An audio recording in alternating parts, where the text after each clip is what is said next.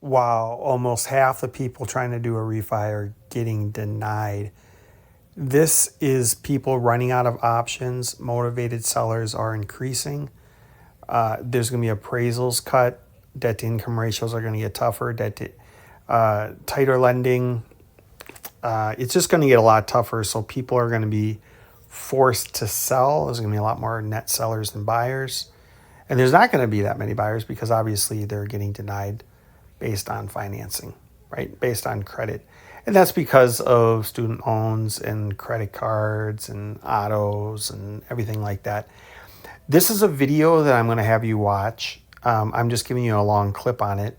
I wanted to do the whole video, which is over 18 minutes long, but you can look at it on YouTube. But this person will tell you and share with you how dire this is right now for the housing economy. And you'll start to see the big picture, how this equity that people have, they're kind of trapped. They're kind of painted themselves in the corner. Walls are caving in a bit on it. They are running out of options to access their net worth because the banks aren't letting them. So how do they keep expanding the economy like they have since 2012 with additional credit? They can't. So they have to sell. And we're already seeing people sell used trucks and used cars and probably boats and ATVs and everything else. So people are selling assets. It's a liquidity crisis, and asset prices come down in these situations. $2,000 stimulus check isn't going to do much, right? So be prepared for what's happening. Like I said, the whole video should be well worth it. But if you just want to watch part of it from here, I'll lead you into the video right now. When 1 million Americans are about to lose their home because they cannot refinance, you know that the credit crisis is in full swing. When you're trying to go to the bank and say, I need some better conditions, I need a better, lower interest rates, and they slam the door in your face and say, no can do, sorry, get out, you know the credit crisis is real, and we're going to see the full swing of all of this. And this isn't about credit and interest rates, it's about pure survival. And it is going to be absolutely insane. I got data, I got some realtors, and I got some people that are actually living it right now, and they're going to come out. So what is going on? So here we go. From October 2025, the Fed data. So the application rate from all mortgages, the application rate for refinances was 2.9%. And now you're thinking about, that's not a lot. Well, there are 86.5 million active mortgages, and when you take that 2.9% with a rejection rate of 45.7%, it is looking really, really dire. So let's break these numbers down and not just the headlines. Here we go. 2.9% of 86.5 million mortgages. That means 2.5 million people try to refinance. So how many people got denied? It is 1.15 million people got denied. They said, nope, we're not doing it. Get out. And so if you bought a home like this and you heard realtors talk about, oh, marry the house, date the rate, all of a sudden comes to find out that was not such a good idea. And you're going to see it. You heard realtors say, date the rate and marry the house. Over 1 million Americans begged the bank for help. The bank said, no can do. People don't refinance desperate and they cannot make the payment. And they're saying, you know what, let me lower the payment. So this is what we're looking at today. And let's watch this realtor talk about date the rate and marry the house. Have you ever heard the phrase date the rate, marry the house? I'm going to tell you what that means, regardless of if you think it's cheesy or not. It means, in short, that don't let the mortgage rates from today affect you from buying a home that you love. Because rates, they're temporary. It's like dating. And you can always refinance later when they drop.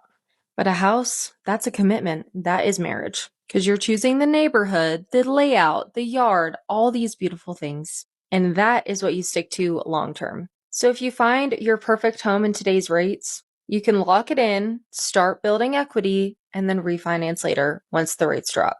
But if you wait, your dream girl is going to be gone, aka your dream house. And prices could be higher, rates could even be higher for all we know. And more buyers jumping in, yeah, your girl's gone. Or guy. I don't know. So remember, date the rate, marry the house. Find the right home now, deal with the rate later. And if you have more questions about what that looks like, message me and I can help you out. So you saw it. Marry the house, date the rate does not always work out. Because if you're so sure that you can buy a place and then, oh, interest rates are going to come down, you don't know. Unless you have insider information, life just doesn't work this way. And so nobody's refinancing for lower rates. There are no lower rates at all. They're still in the sixes. People are financing because they're drowning. So why are they doing it? They want lower payments. They're trying to get cash out to survive, pay off credit cards at 29% interest, cover medical bill, fix up their home, cover a job loss. And so if you're going to move into one of those new homes, it's going to be brutal. So what are they trying to do? They're trying to stay alive. People are refinancing because they're trying to buy themselves time, but the banks are rejecting them the same reason they're applying. So now I did some research and let's look at why these banks are actually rejecting people. And if you like content like this and you want to stay up to date, please give me a like and a subscribe. That would really help out my channel. Okay, so here we go. I looked at the common reasons. Credit scores too low, too much debt, appraisal came in too low. And this is a funny one because if your neighbor sells their house and you're like, oh, now I got to do a cash out refi or something else, and they're looking at it, well, your neighbor sold their house for less money and now your house didn't come back as appraised. All of a sudden they're like, nah, sorry, your down payment wiped out. And I got another video showing to you later on in a little bit that these people can't do it. They're like trying to sell my house and there's literally nobody to buy it. There's not enough home equity. So if you put down $100,000 for $1 million house, the market drips 4, 5, 6%. All of a sudden, you're trying to sell it and there's closing costs involved. You got to cover the difference. No bank's going to go out and say, you know what? We are going to write you a check and you can refinance, lower rate, everything. There's too much risk. So then, job instability, you got to look at the job market. You can't keep the job or you got laid off or furloughed or whatever. Income too low. Recent late payments made. So that's another big one, right? You're furloughed or something else happens, you make a late payment. They don't care. They'll just tell you, sorry, no can do. Leave it as it is. Banks tightening credit. So they might say, nah, we're not interested. Sorry. Or your area, the loan's too risky. Might also happen. Or high loan to value ratio might also be a problem. Cash out requests too high. So if you need too much money, that's a problem. The same people who need help the most are the ones being denied first. So yeah, this is how it goes. And that's how the foreclosure wave literally begins. And when I look at the system freezing up, where it's just not working out, you can look at mortgage applications, 30-year lows. So what is really going on? What is going on with the banks? Why are they stopped lending? When they stopped refinancing, when they stopped giving out cash, the housing system is in a freeze. And we're seeing it. Mortgage applications at 30-year lows, refinance applications at historic lows. Credit score requirements are rising because the banks do not want to hold the bag when this all goes south. They want to put as much risk onto you as possible.